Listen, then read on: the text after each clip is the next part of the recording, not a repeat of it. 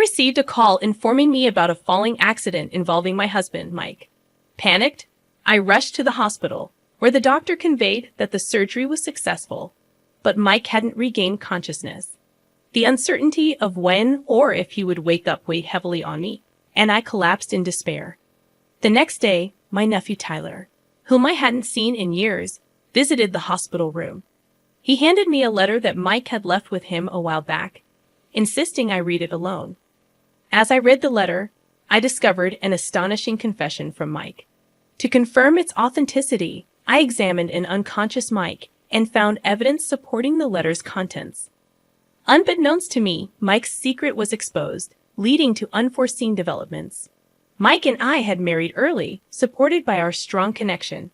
As I began to enjoy my work, I expressed my desire to continue working after marriage, and we mutually agreed to support each other. Over the years, our bond remained close. Before turning 30, we both desired children, actively trying to conceive. The sudden passing of Mike's voluntarily institutionalized father, whom we had regularly visited, shocked us. Struggling with the loss, we could barely eat. Mike regretted not insisting on living together, and we wanted to repay the debt owed to his father for the support we received in the early years of our marriage. However, a complicated family dynamic unfolded after Mike's mother-in-law's death.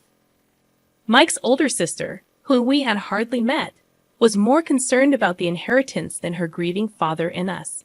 She demanded her share before the funeral, and to pacify her, Mike's father gave her severance money under the condition that she never contact him again. Mike and I were not informed about the sale of his parents' house, making it likely his sister didn't know about it either. Concerned about potential future troubles, we decided to contact her and distribute the assets equally to prevent disputes.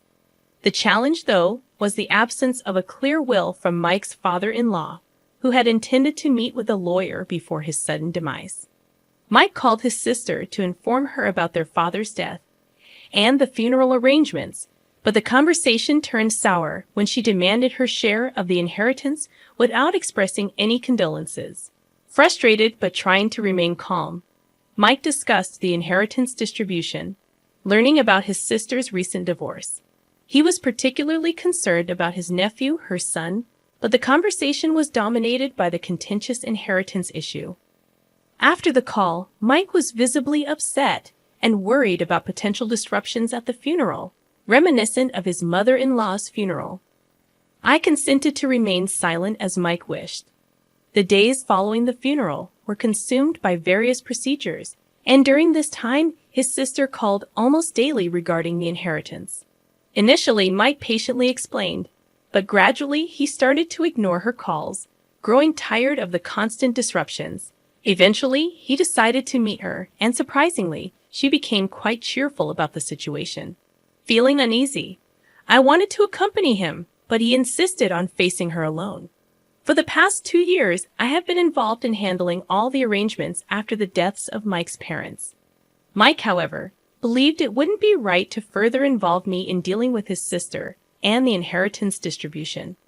He assured me he could handle it and requested that I not worry. Trusting his judgment, I decided to wait and observe how things would unfold. Initially planning to join him, a sudden increase in work at my company made it impossible to match his schedule, and Mike ended up meeting her alone as planned. On the day of the meeting, my work was incredibly busy, and during my break, I couldn't help but worry about Mike. Trying to focus on work, I believed that no news was good news. Suddenly, my phone rang, displaying an unknown number with the hospital's name. Though hesitant, I answered, and the nurse confirmed the hospital's name.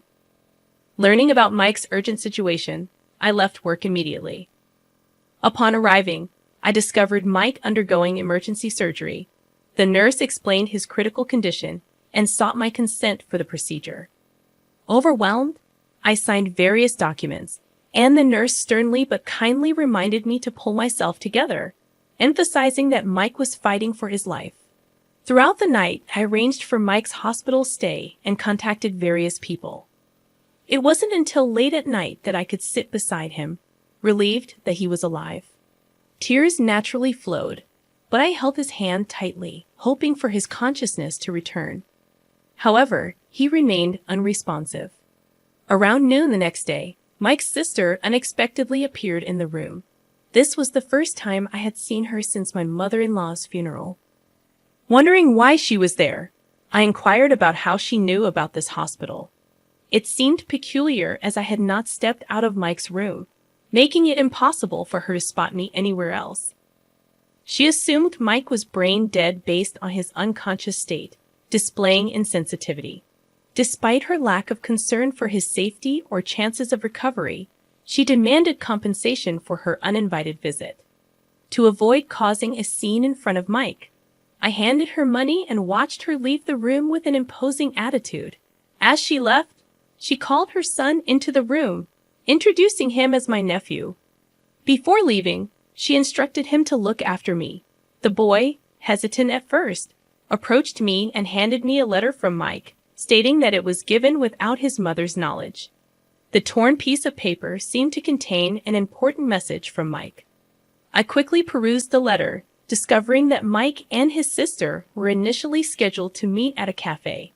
However, on the day of their meeting, she unexpectedly called him to her house.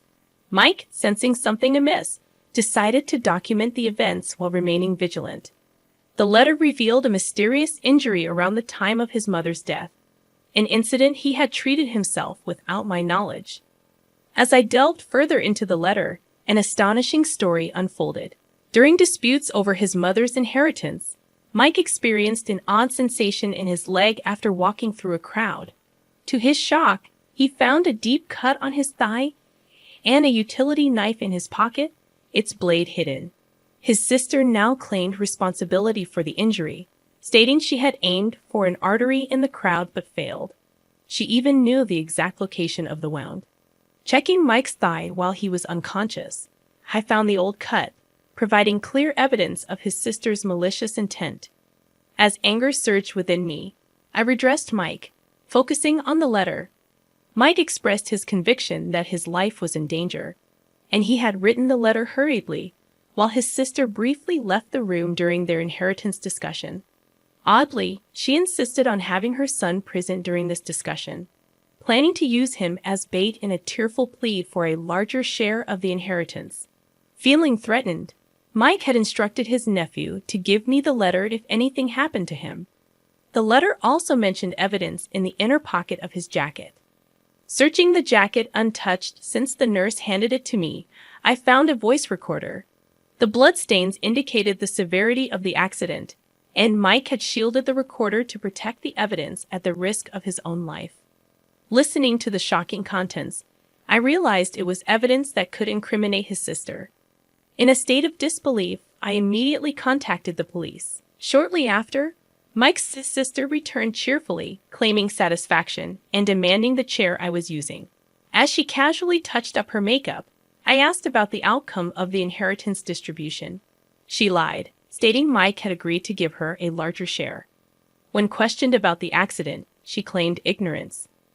Choosing not to confront her lies immediately, I asked other questions about memories with Mike, their father, her divorce, and her current living situation. Inquiring about the restaurant meeting and subsequent events captured on the voice recorder, she soon became irritated, dismissing my involvement, declaring, "He was my father. You're just an outsider who married into the family." Despite my indirect connection to the inheritance, Mike's life-threatening accident implicated me in a profound way. I implored her to speak the truth, but she responded with visible outrage, asking if I thought she was lying. In response, I played the voice recorder that Mike had risked his life to save. The recording began with Mike expressing concerns about the difficulty of their conversation and his intention to record it as evidence. His sister immediately pressured him for a larger share of their father's inheritance. Initially reserved, she claimed she needed help raising her nephew alone. However, when Mike rejected her suggestion and demanded she ask her ex-husband for child support, her demeanor dramatically shifted. She confessed to inflicting the cut on Mike's thigh during the dispute over their mother's inheritance, admitting she thought it would increase her share. Mike cleverly changed the topic and suggested moving to a public place, inviting her to a nearby fish restaurant. However, Her demeanor changed again, and she left to get ready. In that moment, Mike quickly wrote a letter to me, entrusting it to his nephew, and mentioned the voice recorder, hoping I would find it.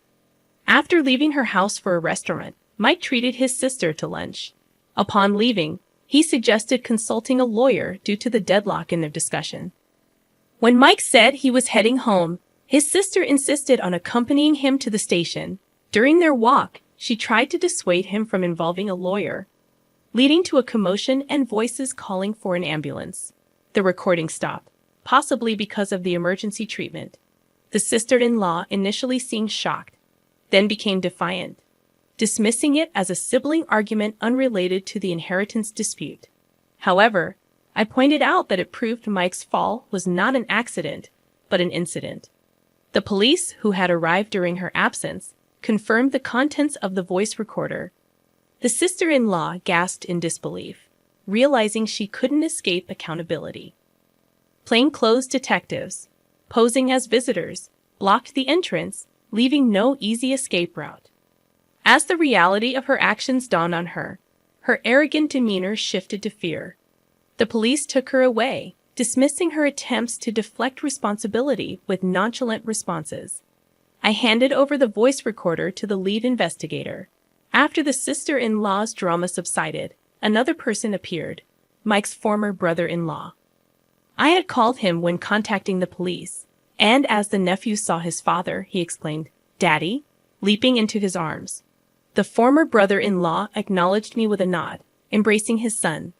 This was the first time I had met him since my mother-in-law's funeral. The voice recorder contained the sister-in-law's true feelings about her son, stating she never wanted a child and only gave birth out of obligation. Child care was mostly left to the former brother-in-law, and his parents had often helped. After their divorce, the former brother-in-law assumed he would easily obtain custody of their son. However, driven by a desire for child support, the sister-in-law convincingly portrayed herself as a devoted mother in one custody. Despite having never mistreated their son, her actions were revealed to be routine cruelty, such as depriving him of food and locking him in a closet. Mike's letter disclosed his determination to rescue his nephew from this situation, even at the cost of relinquishing his entire inheritance. Mike believed that offering the entire inheritance would prompt his sister-in-law, motivated by greed, to give up custody of her nephew. This decision was not only about the inheritance, but also about the welfare of his nephew. Realizing the gravity of the situation, I felt compelled to join in the determination to hold the sister-in-law accountable for her actions. The former brother-in-law, witnessing the drastic change in his son, blamed himself for the past. Despite securing a monthly visitation agreement, the sister-in-law consistently denied him access to their son, threatening to cut ties if he persisted. Regretful for not confronting her sooner, the former brother-in-law apologized to his son repeatedly. Determined to rectify the situation, he vowed to confront his sister. The sister-in-law had already been reported not only for the suspicious circumstances surrounding Mike's fall, but also for her mistreatment of the children. The youth division arrived, expressing a desire to hear from the nephew. As a guardian, my presence was required, and I accompanied them to the police station. Mike's recovery was uncertain, but the urgency of the nephew's situation took precedence. At the police station, a confrontation ensued between the former brother-in-law and the sister-in-law. In a moment of distress, she made outrageous accusations, labeling her son as a child of a demon. The police, unswayed by her claims, detained her. With the sister-in-law in custody, the focus shifted to the nephew's custody. Based on recorded statements and the nephew's account, it was decided he should stay with the former brother-in-law. Overjoyed to live with his father, the nephew was now ensured a comfortable life. After the police interrogation, I returned to the hospital, resolved to stay by Mike's side. The next morning, Mike regained consciousness. Following his request, we got the detective to come over, and Mike revealed that he was pushed from behind by his sister. Forensics confirmed her handprints on the jacket he was wearing at the time. Confronted with undeniable evidence, the sister-in-law was arrested. Mike demanded compensation and medical expenses from her, but her financial situation was dire.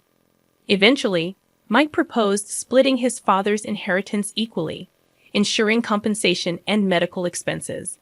The sister-in-law's money dwindled as she repeatedly fired lawyers, leading to a bleak trial. The nephew's emaciated body recovered, and custody was successfully secured by the former brother-in-law. They are now living peacefully with my ex-father-in-law and his parents. After Mike's discharge, I started feeling unwell, and a checkup revealed we were expecting a new life. We hope to raise our child to always smile and be kind, believing that our happiness is